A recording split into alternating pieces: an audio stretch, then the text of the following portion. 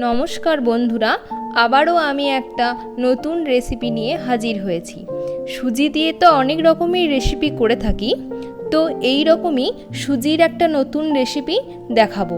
রেসিপিটার নাম চিলি সুজি। চলো রান্নার প্রসেসটা দেখে নিই। আমার চ্যানেলটাকে অবশ্যই সাবস্ক্রাইব করো আর লেটেস্ট আপডেট পেতে বেল আইকনে ক্লিক করতে ভুলো না। প্রথমে আমি 1 কাপ মতন সুজি নিয়েছি, এটাকে পাত্রের মধ্যে আমি ঢেলে নেব।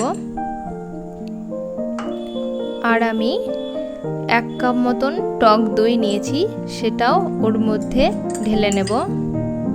অল্প নাড়িয়ে নেওয়ার পর ওর মধ্যে অল্প জল আমি অ্যাড করে দিলাম, দিয়ে খুব ভালোভাবে এটাকে ফেটিয়ে নেব। আমার ভালো করে ফেটানো হয়ে গিয়েছে। এটাকে আমি 15 থেকে 20 মিনিট মতন ঢাকা দিয়ে রেস্টে রেখে দেব। 20 মিনিট মতন হয়ে গিয়েছে, আমি ফিরে আসলাম। এর মধ্যে আবারও অল্প পরিমাণে জল আর অল্প পরিমাণে খাবার সোডা অ্যাড করে দিলাম, দিয়ে এটাকে খুব ভালো করে ফেটিয়ে নেব। সুজিটা খুব ভালো করেই ভিজে গিয়েছে এবং নরমও হয়ে গিয়েছে। দেখো ফেটানোটা আমার কমপ্লিট হয়ে গিয়েছে। এবার পাত্রের মধ্যে অল্প তেল দিয়ে এটার চারদিকে ভালো করে লাগিয়ে নেব, যাতে সুজিটা খুব সহজেই উঠে চলে আসে। এরপর এই ব্যাটারটা ওর মধ্যে ঢেলে নিলাম।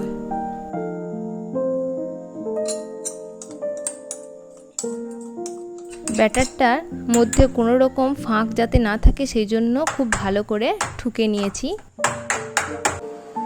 এবার জল গরম করতে দিয়েছিলাম, ওই ব্যাটারটাকে জলের মধ্যে 10 মিনিট মতন ভাপে আমি রেখে দেব।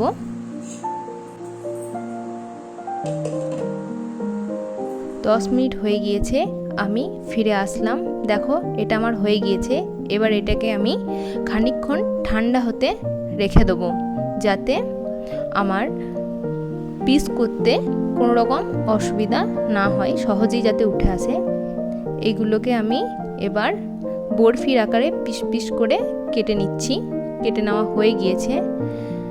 একটা পাত্রে আমি কর্নফ্লাওয়ার আর অল্প লবণ দিয়ে জল দিয়ে ফেটিয়ে নেব। এটা আমার ব্যাটারটা কমপ্লিট হয়ে গিয়েছে। এবার যে বরফির মতন পিস করে রেখেছিলাম সেটা তেলের মধ্যে ভালো করে ফ্রাই করে নেব। তার আগে তেলটাকে আমি গরম করতে দিয়েছি। সমস্তগুলোই ভালো করে ফ্রাই করে নিয়েছি লাল লাল করে। ওই কড়াই আবারও 2 টেবিল স্পুন মতন তেল অ্যাড করে দিলাম। তারপর ওর মধ্যে রসুন আর লঙ্কা কুচিটা আমি দিয়ে দিলাম। এরপর এর মধ্যে 1 টেবিল স্পুন আদা অ্যাড করে হালকা 2 মিনিট মতন নাড়িয়ে ওর মধ্যে পেঁয়াজগুলো চৌকো চৌকো যেটা কেটে রেখেছিলাম সেটা দিয়ে দিলাম।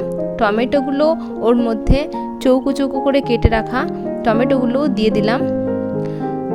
একটু নাড়াচাড়া করে নেব। হালকা নাড়াচাড়া করার পর ওর মধ্যে ক্যাপসিকামগুলো আমি অ্যাড করে দিলাম। আমি প্রথমে ক্যাপসিকামটা এই কারণেই দিলাম না, যাতে ক্যাপসিকামের গন্ধটা না চলে যায়।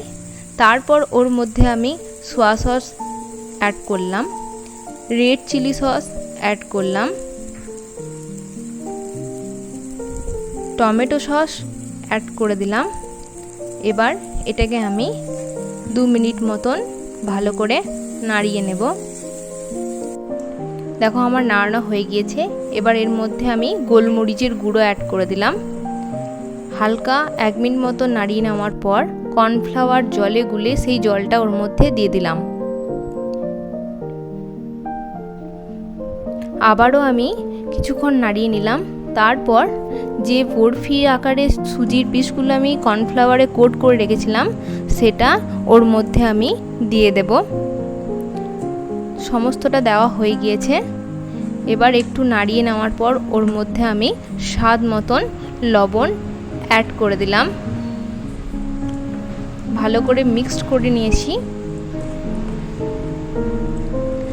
এটাকে আমি 10 মিনিট মতন ঢাকা দিয়ে রেখে দেব। 10 মিনিট হয়ে গিয়েছে, চলো দেখি। দেখো আমার রান্নাটা সম্পূর্ণ কমপ্লিট হয়ে গিয়েছে, দেখতেও খুবই সুন্দর লাগছে। এবার এটাকে আমি পাত্রের মধ্যে সার্ভ করে নেব।